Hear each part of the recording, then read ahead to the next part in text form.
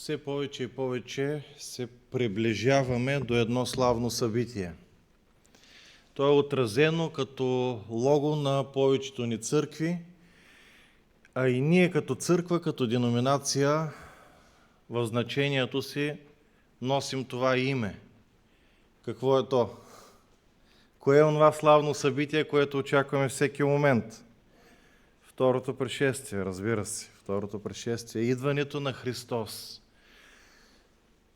Това, след като казваме, че е важно събитие, е необходимо да погледнем сериозно към подготовката, защото ако има важно посещение на президента или някоя видна личност, която идва на определено място, било град или село, какво се случва там? Една голяма подготовка, нали? Идва важна личност, трябва да се представим добре.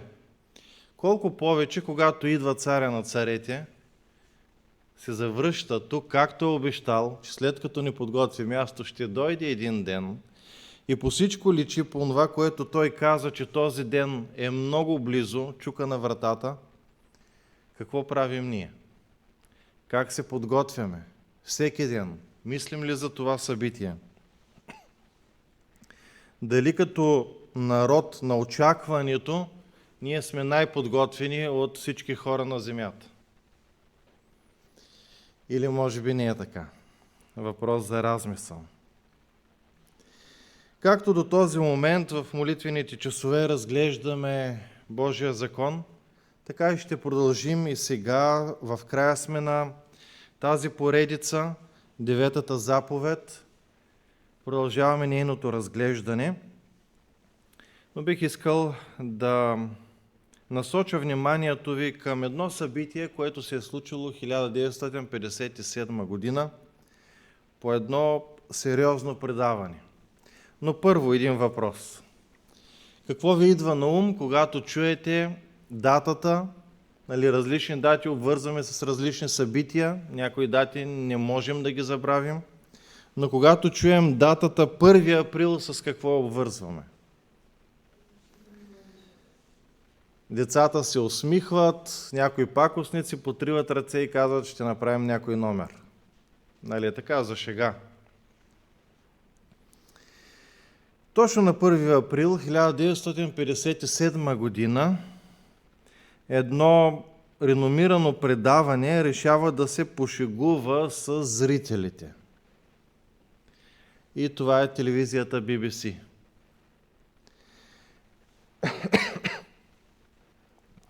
Никой не е предполагал, че може по някакъв начин да им дойде нещо такова на ум.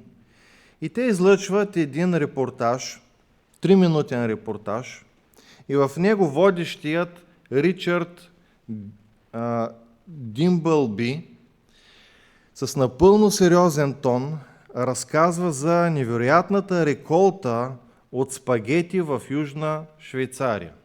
Кажем, то е смешно, къде има реколта от спагети. Може би децата ще се зарадват, обичат да ядат спагети. По това време обаче не са били толкова популярни. Излизат с тази новина.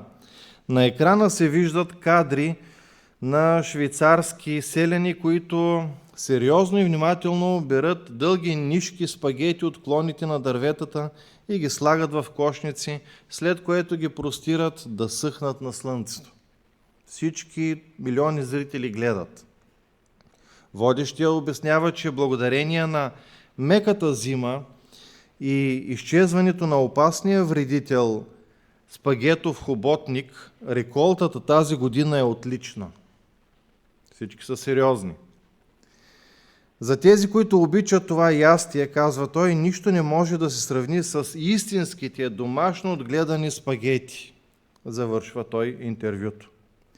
Каква е реакцията по това време? Колко хора са се хванали? Как мислите?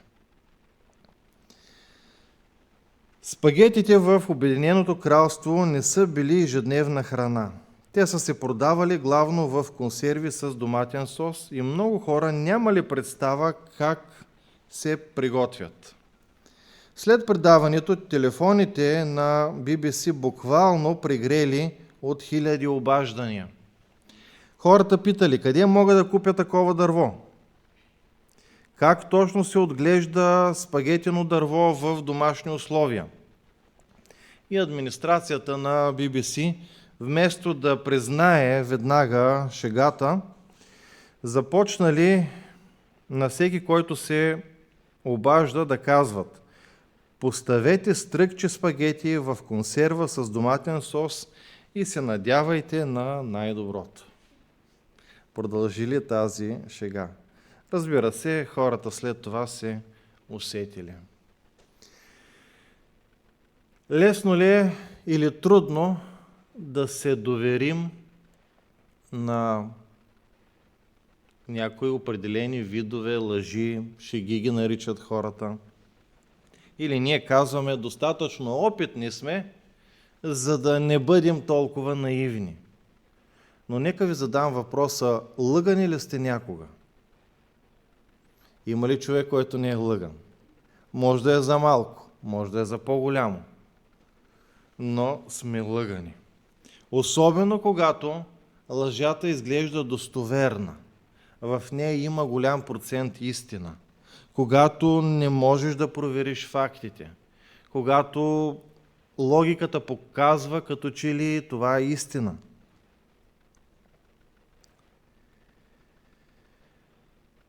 Заглавието на нашите размишления е лъжата в религията. Звучи парадоксално. Възможно ли е и допустимо ли е да има лъжа в религията? Религията съществува от самото начало, от създаването на човека. Всички хора свидетелстват, казват, че има една сила, и човека по някакъв начин се съобразява с тази сила. Общо приетата дефиниция изяснява религията като система от възгледи и представи, основани върху вярата. Това е търсене на Бога от човека и чрез техните взаимоотношения се осъществяват неговите висши цели в живота. Истината трудно може да се намери дори и в съдебните зали. Адвокати понякога свидетелстват, че там, именно където трябва да се разглеждат много дела и да се установява истината, няма такава.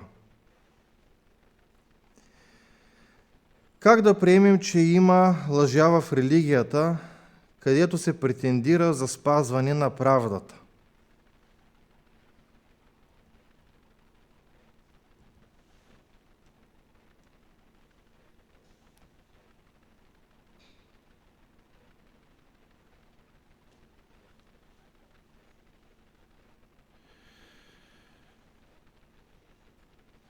Ние знаем откъде тръгва всяка лъжа. Кой е наречен баща на лъжата? Има ли друг? Има ли конкуренция? От съвсем самото начало той измисли, в неговия ум се роди съмненията, които започна да поражда в умовете на небесните същества. Тези съмнения, разбира се, достигнаха и до човека. Така че за противникът не е проблем да измами човека. И той го направи. И продължава да го прави. И ще разгледаме през този час какви заблуди е вкарал в религията. Той започва с невинни съмнения. Той навлезе спокойно в живота и в отношенията на хората. В тази връзка искам да дам една илюстрация как лъжата е станала част от нашето общество като нещо нормално. Хората днес навсякъде си позволяват да използват наляво и надясно. В някои случаи, разбира се, е прекомерно и тези, които я използват, получават своите последици, биват затваряни, вкарвани в затвора и така нататък, но на много хора им се разминава. В един от случаите обаче, един човек, който е станал майстор в манипулациите, в илюзиите, в лъжите, на име Виктор Лустик, извършва нещо невероятно. Този човек е успял да продаде Айфеловата кула. Да кажем как е възможно. Може ли някой да продаде Айфеловата кула? И неговите лъжи стават толкова, големи, че този човек не могат да го възприемат на сериозно, когато говори. Когато той се позволява да казва истината, хората не могат да му повярват. Става като лъжливото овчарче. Нали? Имаме си история. Веднъж, два пъти шегуваш се на гърба на другите. Ама когато дойде опасността, кой ще ти повярва? Той е бил майстор на лъжата. През 1925 година той се представя за висш френски правителствен служител. Той успява да убеди консорциум от търговци на скрап, че Париж няма пари да поддържа Айфеловата кула и правителството тайно я продава за разглобяване. Успява тази идея да я внуши в умовете на хората. Тъй като една фирма не може да се справи, той прави консорциум, т.е. много фирми се ангажират с това, за да могат да извършат тази държавна поръчка. Хваща се един човек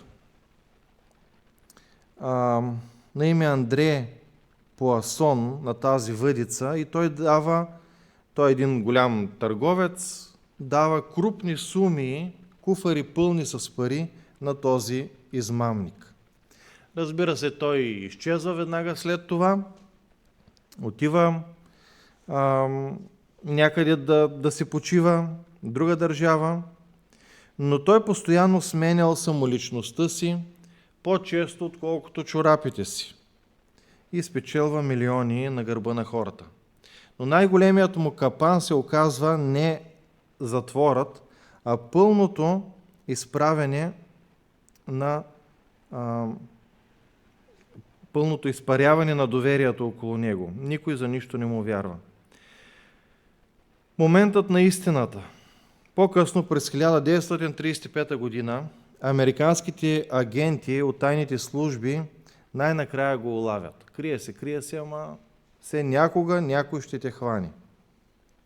Те го знаят като изключително опасен майстор в фалшификациите. Той фалшифицира и банкноти, валути и така нататък. Изключително хитър, изключително ловък. Той успява да избяга дори от федералния затвор в Манхатън само ден преди процеса. Дегизиран като чистач. Започва мащабна акция по издирването му. И понеже Лустик е излъгал стотици хора през живота си, полицията е постоянно на щрек за всякакви трикове. След 27 дни на неизвестност, на търсене, той е засечен в Питсбърг, Пенсилвания. Агентите го обграждат, когато той е в една кола. Точно в този момент той, Лустик, решава за първи път в живота си да бъде абсолютно искрен и честен. Той си казва край, играта приключва, признавам си всичко, да се нося последиците, край на мача. Той поглежда агентите и казва съвсем спокойно и хладнокръвно: момчета, аз съм Виктор Лустик. Предавам се. Всичко свърши. Но идва парадокса на доверието. Няма доверие. И тук се случва точно обратното, което този измамник очаква. Понеже репутацията му е на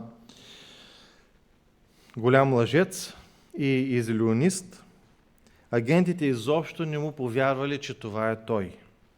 Те били толкова убедени, че това е поредната му лъжа, някакъв театър или капан, за да спечели време, за да ги разсее, да избяга.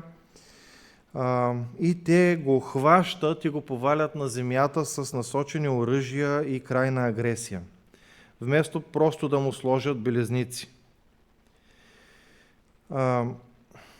Откарват го в участъка под брутална охрана, която по пътя отказва да повярва на документите и личните му вещи.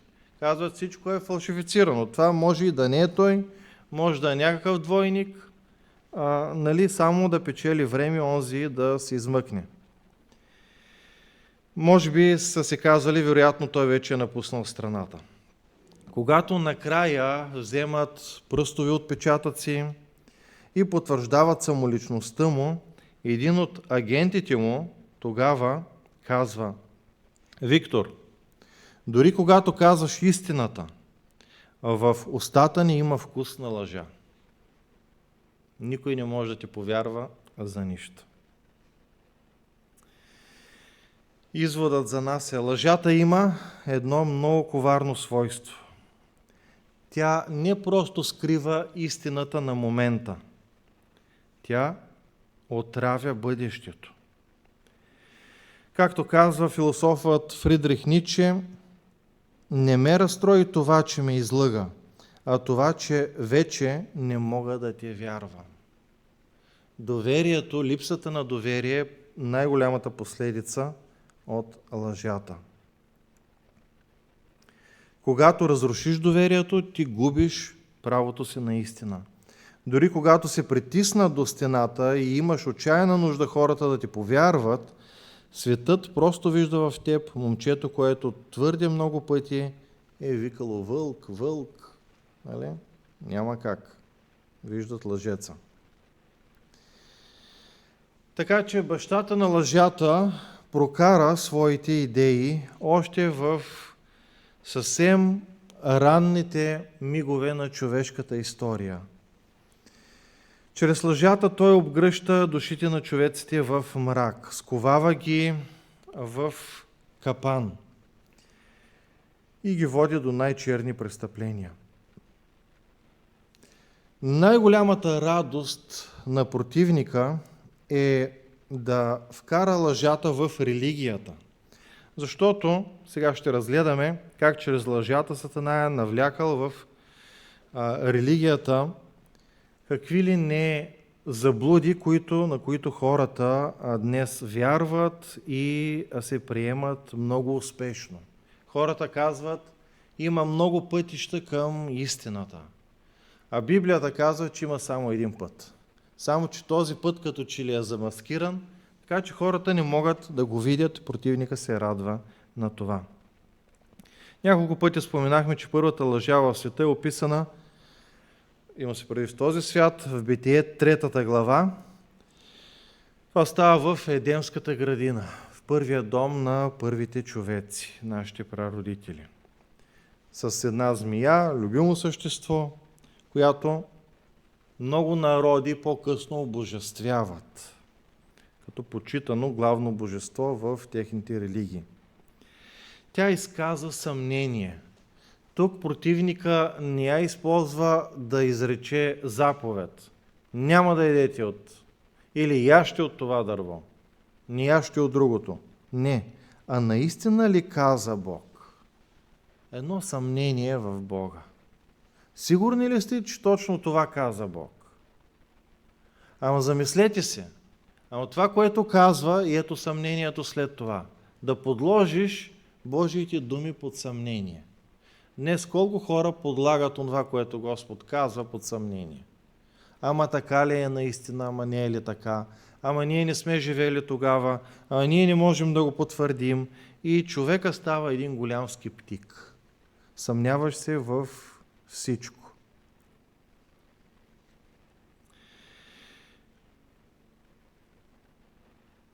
Тук противника внуши една идея. Никак няма да умрете.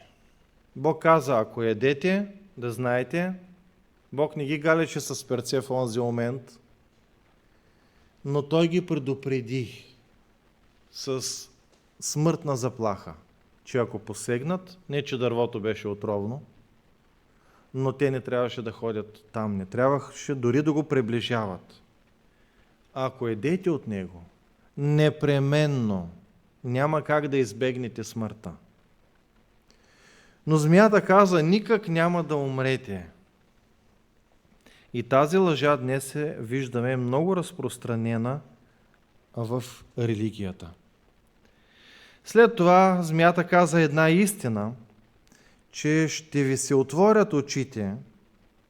Какво означава това? Че Бог ги е създал с затворени очи, духовни очи. Те не виждат толкова ясно, че все пак Бог е създал нещо несъвършено. Вижте каква заблуда. Ще ви се отворят очите и ще бъдете като Бога. О, че какво по-хубаво от това. Тук им се предлага нещо възвишено, да се качат на едно по-горно ниво. Но в какво отношение щяха да станат като Бога? Да познаят доброто и злото. Имаха ли нужда от това познание? За какво им беше да познават злото? Толкова много днес се патим от това познание. Тоест, противника им каза, че те ще правят ясно разграничение, кое е истина и кое е лъжа. Практиката на Сатана е в повечето случаи да дава по-големият процент истина и много малък процент заблуда. Тогава човек лесно се подмамва. Тогава човек може да сбърка и може би ние сме го преживявали. Втората форма на лъжата е да не се мисли за смъртта. Бог каза, ако едеш, ще умреш. Змията каза, спокойно, не се притеснявай, ето ядохте и още сте живи. Бъдете спокойни. Има начин да се избегне смъртта. Това е другата лъжа, която противникът внася. В крайна сметка, днес смъртта е факт около нас, но и там има заблуди. Спокойно, ти не умираш напълно, душата ти отива някъде или под някаква форма, даже по-възвишена, ти продължаваш да живееш. Или се прераждаш, или по някакъв начин отиваш в нирвана, свързваш се, сливаш се с Бога. С две думи ти очаква по-добро бъдеще от това, което е сега. Няма да умреш. Нали? Втора форма на лъжата, чрез тези думи. Третата форма е, че след смъртта човек ще живее под някаква форма на живот и чрез тези три форми на лъжа по въпроса за смъртта, дяволът цели човека да бъде заварен от смъртта неподготвен. Защото какво се случва тогава? До кога можеш да се подготвиш и да уредиш отношенията с Бога? Преди смъртта или след смъртта? Противника много добре знае, че когато хората не мислят за това, не се подготвят за този момент, не са изживели живота си мъдро, пропилели са живота си, пропуснали са да открият Божията воля за техния живот, те тогава, когато настъпи този момент, не са готови. А ако ти не си готов, когато дойде този час, то това е сигурно, че си изгубил спасението си. И противникът е доволен и благодарен, защото и той по този начин си печели съмишленици, тъй като вече спасението е немислимо за него. Той е пропилял шанса си. Тази лъжа е запечатана в съзнанието на милиони хора по целия свят. Тя не намира подкрепа никъде в Божието Слово. По никакъв начин Божието Слово не говори, че след смъртта има живот, по някаква форма. Кое е лъжа и кое е истина по този въпрос? В Битие 2 глава, 7 стих се казва, че Бог създаде човека от пръст, от земята и това беше просто една фигура от кал. И тогава Господ вдъхна в ноздите му жизнено дихание и човекът стана жива душа. Какво се случва през смъртта? Еклесиаст 12 глава, 7 стих. и се върне в пръста, и се върне пръста в земята, както е била, и духът се върне при Бога, който го е дал. Това е истината по този въпрос. Този процес е обратен на сътворението. Процеса на разпадане. И води до смърт. Когато дойде този момент, духа на човека, не душата, т.е. божествената енергия, сега и тук някой може да залитне в този израз,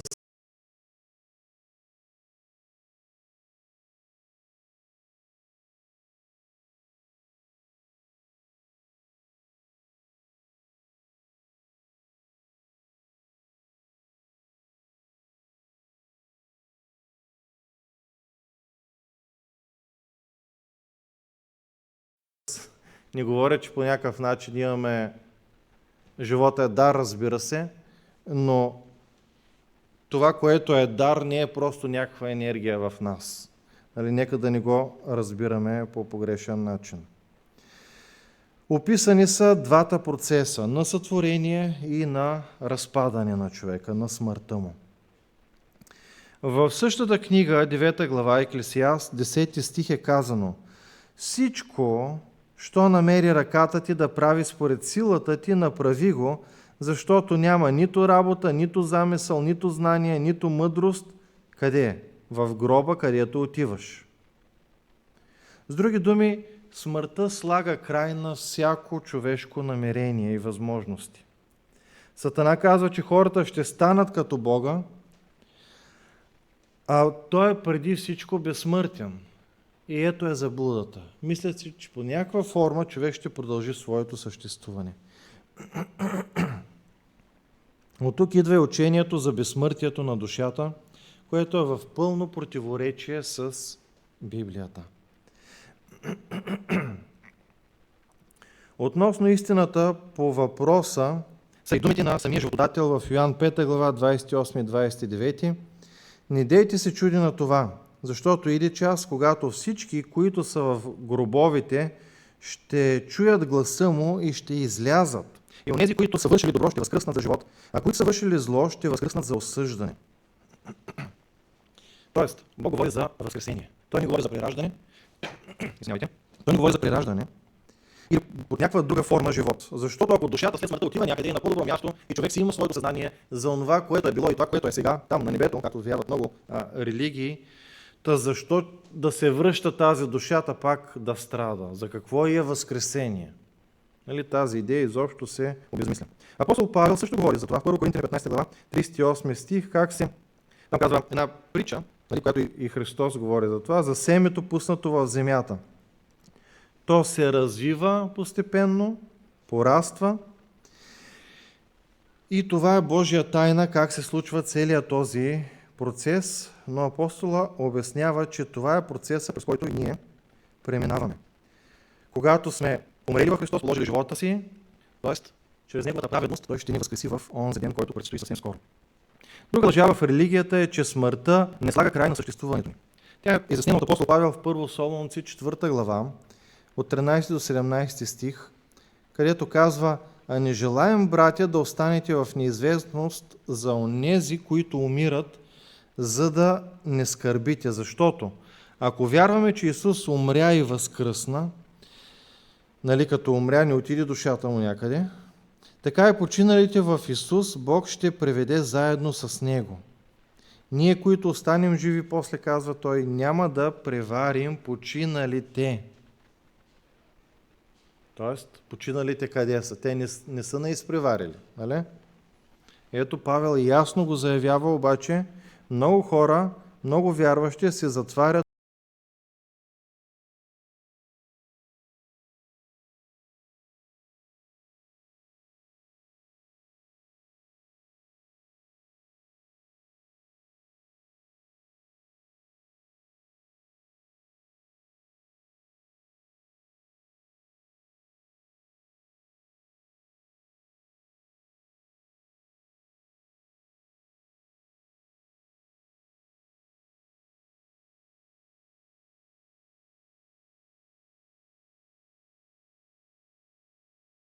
очите за тези текстове и предпочитат да вярват на лъжите, защото някак си им носят утеха. По-късно Сатана вмъква в християнският религиозен свят и други лъжи. Например, учението, че светиите могат да извършват ходатайствена служба. Масово е разпространено в много религии, православие, католицизъм и на други места. Светии, много светии. Този, онзи, почиташ, молиш се, този му носиш името по някакъв начин, значи той има симпатия към теб и като му се молиш, той ще ти помогне да се спасиш. Апостол Павел пише в 1 Тимотей, 2 глава, 5 стих. Има само един Бог и един ходатай между Бога и човеците. Човекът Исус Христос. Павел ни казва, има около 500 светии, на които може да се молите. Казва, има само един. Само един може да бъде ходатай. И това е Исус Христос.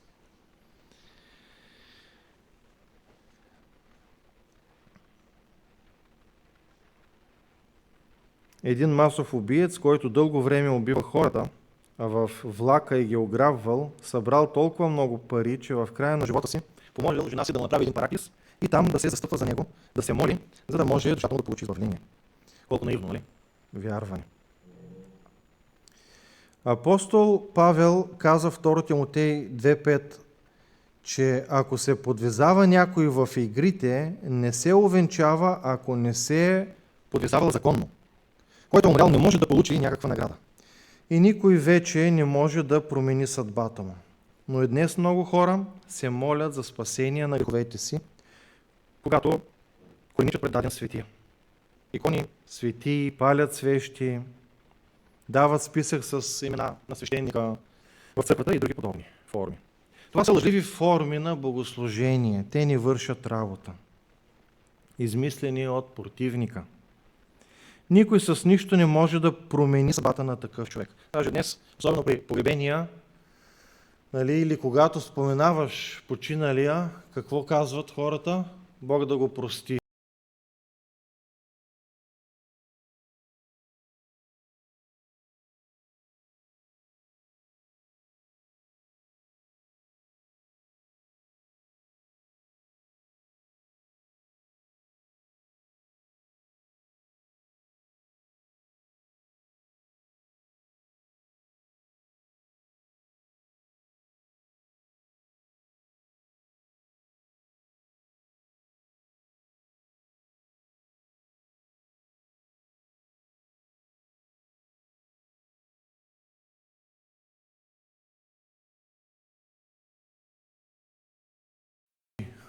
Ама свършило е вече.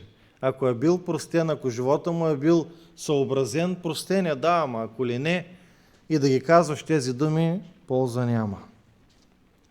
Лъжливи форми. Лъжливи форми, които с притеснение все по-често виждаме в нашите среди, в адвентните среди. Понякога в своята печал и скръб сме склонни да посегнем към езическото. Някои палят свещи, други хвърлят пръст. Защо? Питам, защо го правиш? Да му е лека пръста, ама какво означава това, когато мъртвият не знае нищо? Дали с една шепа ще му тежи повече или по-малко, какво значение има, след като той вече не съществува? Един ден Господ може да го възкреси, но сега вече за нищо не остава. Няма смисъл от тези ритуали, приливания, празненства, да му занесеш храна там, да не мезерства и така нататък. Все неща, които идват от езичеството. От разгледаното до тук, видяхме, че и трябва да ни стане ясно, че светиите са като обикновените хора. Те не са на небето, те са в гроба, където чакат възкресението, ако са живели достойно пред Христос, с всички други, които са починали. В Деяния на апостолите виждаме такъв пример, и тук трябва да ни светне червената лампа, че онези, които наричаме светии от Библията, или не хората с лойолите, както ги рисуват по картините и иконите, а онези, които са водили чист и праведен живот пред Бога, не приемаха форма на поклонение. Прави ли впечатление? Например, Деяния на апостолите, 10 глава, 25 стих, когато Петър отива в дома на Корнилий, Корнилий е езичник, и той трябва да бъде опътен по-точно в неговата вяра, понеже Бог вижда, че сърцето му е искрено. И Петър отива, и тогава Корнилий, като го вижда, става и се покланя пред нозете му. Какво казва Петър? Не позволява това да се случи. Стани, и аз съм човек. Той не приема поклонение. Дори ако сте забелязали, ангелите, които се явяват на човека за дадени вести, не приемат поклонение, или казват, дай слава на Бога, не приемат поклонение, ако те самите не са Бог. Али когато Михаил се явява, там в случая с Авраам и така нататък, виждаме, че там приема поклонение, защото той е Бог. Христос е Бог. Но в другите случаи не може. Единствено се покланяме само на Бога. Поклонение на статуи, на икони няма никаква полза. Така беше с ангелите, както казахме, в пророк Данаил и Йоан.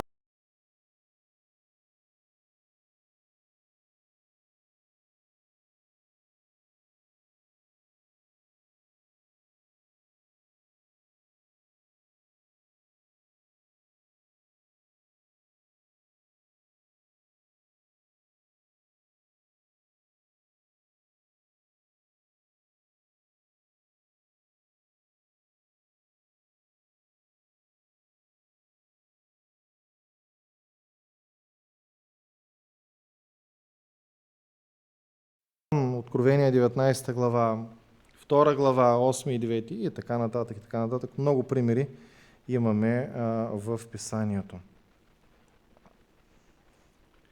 Апостол Петър казва: и чрез никой друг няма спасение, защото няма под небето друго име дадено между човеците, чрез което трябва да се спасим. Ето тук е същата идея, че имаме само един ходатай и никой друг.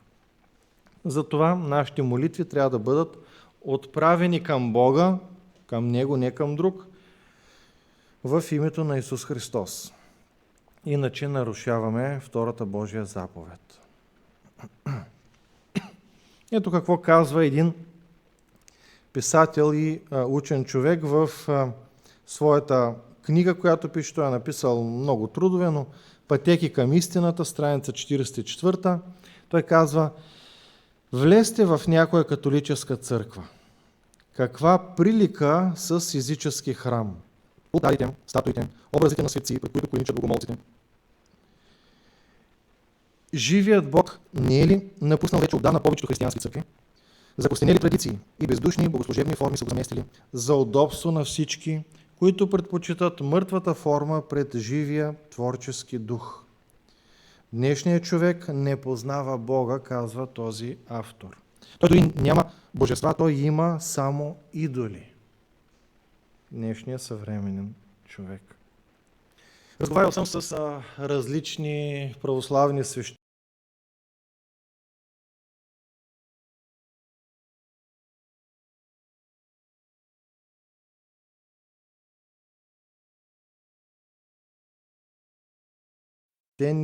Богослови. И когато проследяваме историята заедно, така устно, дебатираме и говорим, и казваме: добре, тези практики ги няма в Библията. Тези практики идват от езичеството. Този век това се появява. Онзи век след малко ще ви изброя един списък. Те казват: да, така е.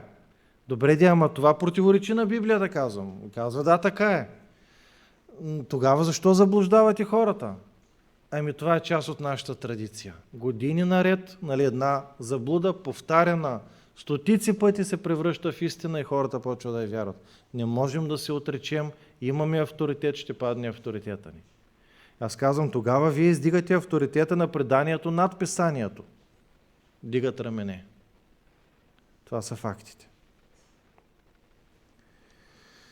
Почитането на кръста. В Исаия 40 глава 19 стих пише, че кумирът е излян или изрисуван от художник, златаря го обковава с злато, предава му образ и така нататък. Ако Исус живееше сега и беше екзекутиран по друг начин, разстрелян, изгорен на клада и нямаше кръста като символ, какво щяха да почитат християните? Кръстът е оръдие на Христовите страдания и не трябва да се носи, защото чрез него светът за мен е разпнат и аз за света, се казва в Галатяни 6 глава апостол Павел. В първите векове християните почитали изображението на кръста като символ за спасението на човешкия род. Но езичниците ги усмивали, че го почитат като оръдие на позорно наказание и украсявали с него местата на богослужебните си събрания.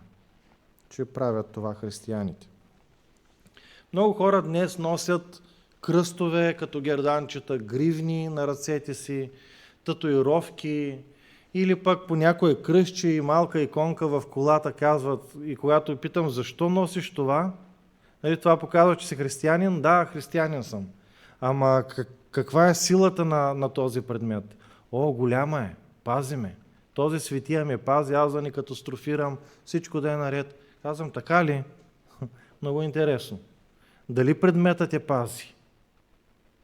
Или вярата в живия Бог те пази? Има голяма разлика.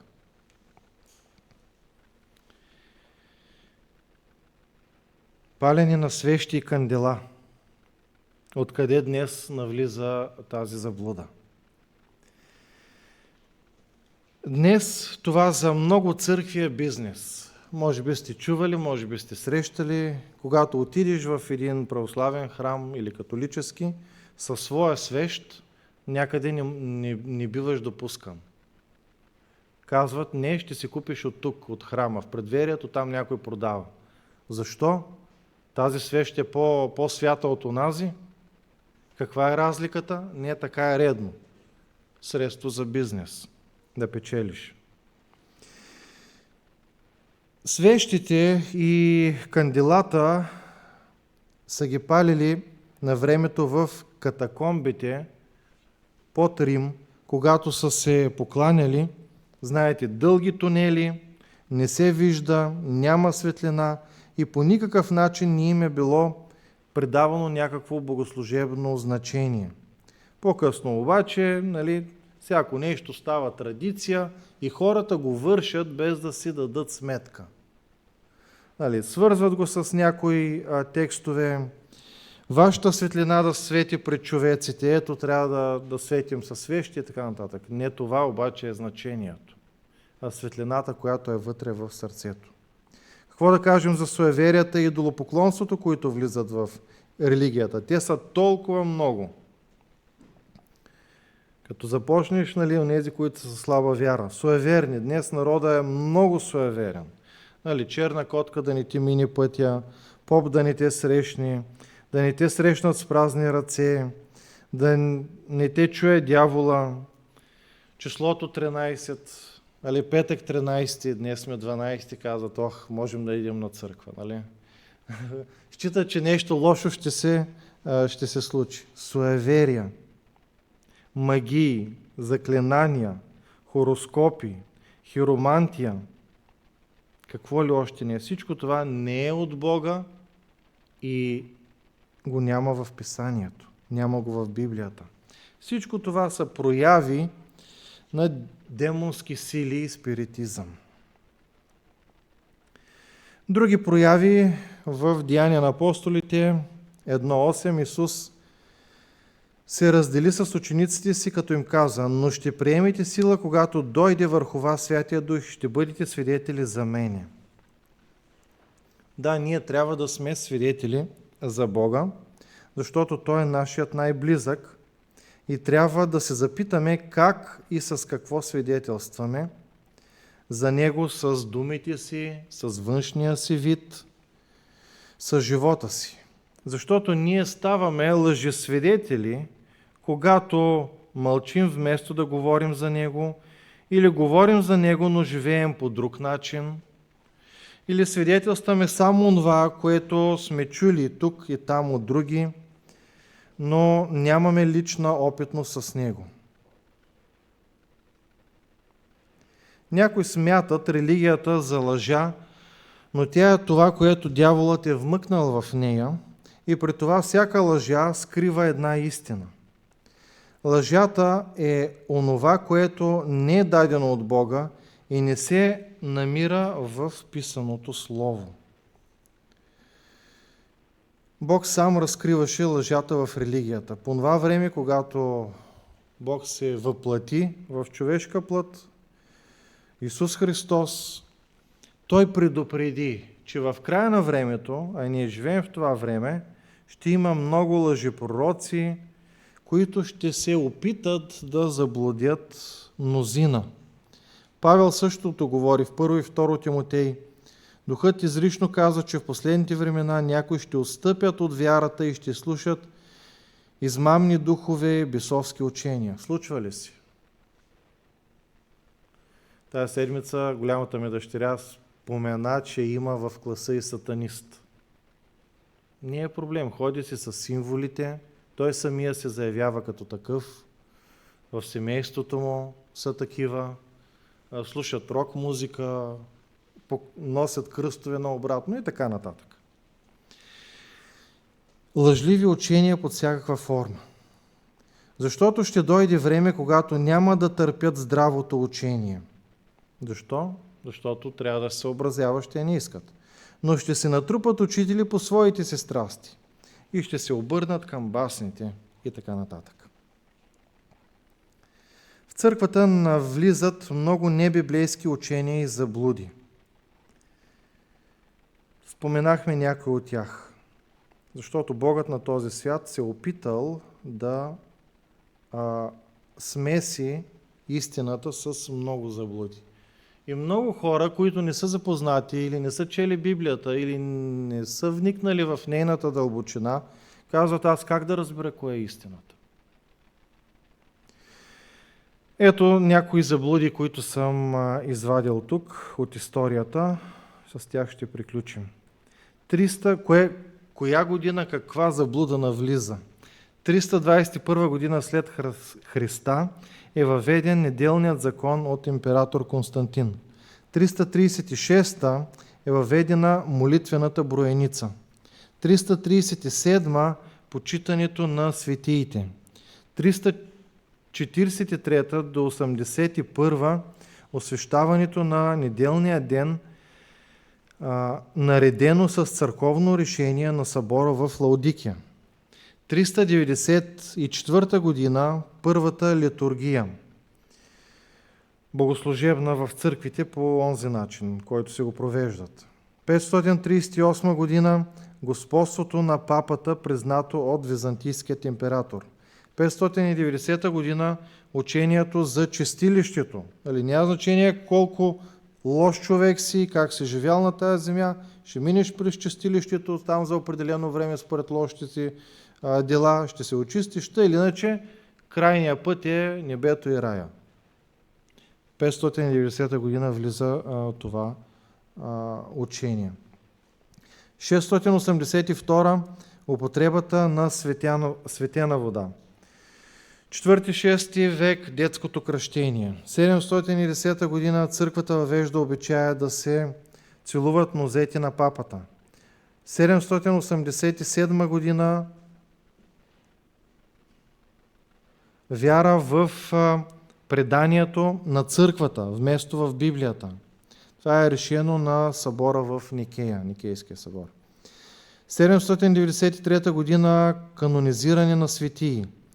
799 първата литургия изпълнена за пари. 1074 година безбрачие на свещениците. 1215 догмата за транссубстанцията. При всяка Господна вечеря, че хлябът и виното стават буквално плът и кръв на плътта и кръвта на Христос. 1215 година въвеждат тайната изповед веднъж годишно. 1229 година забрана за четене на Библията на роден език. Не може, много сте разбирачите. По-малко хора ще четат, онези, които са авторизирани, за да няма объркване. 1300 година прощение на греховете срещу пари. 1439 учение за 7-те таинства. Кръщение, миропомазание, покаяние или изповед, Евхаристията, Господната вечеря, умилостивителната жертва, брака също е таинство. свещенството или въздигане в иерархическа степен, чрез полагане на ръце върху главата на избраното лице, елеосвещението, молитвено помазване на части от тялото, осветен с елей за изцеление. 1477 година опрощение на мъртвите. Вече и мъртвите имат благодат. От тази година нататък, ако някой не е успял да изповяда нещо, вече може.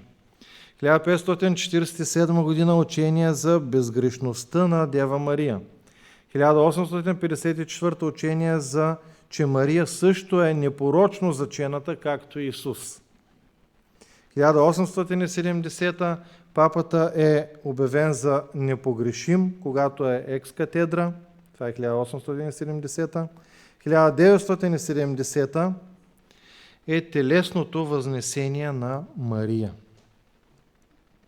Колко заблуди влезли в религията.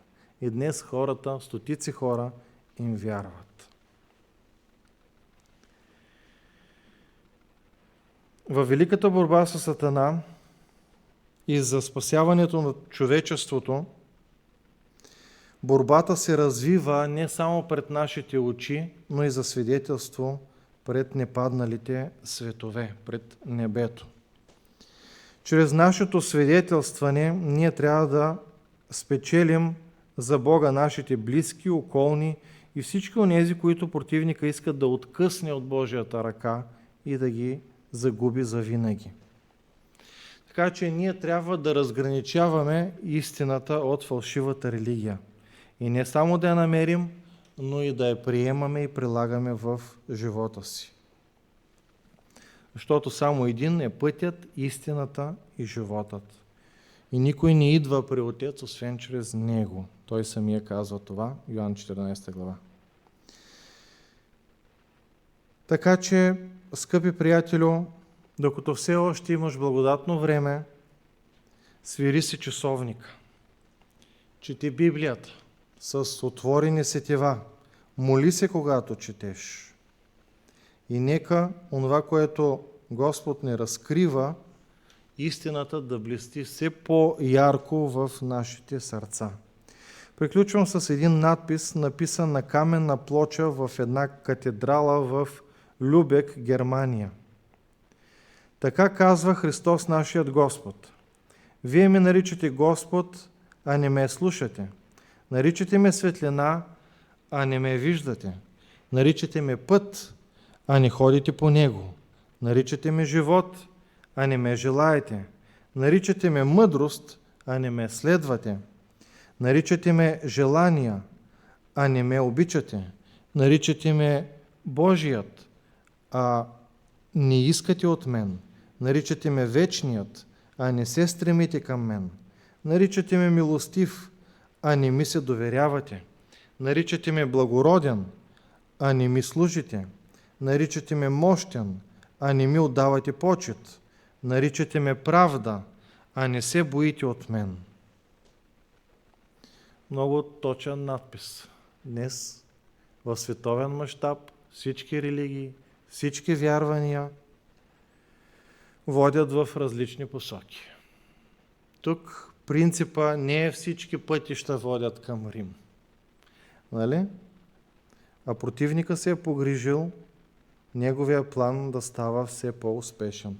Разбира се, истината ще блести. Бог е този, който си води делото. И чрез неговия народ, народа на остатъка, от който считаме, че ние сме, би трябвало истината да блести все по-ярко навсякъде около нас.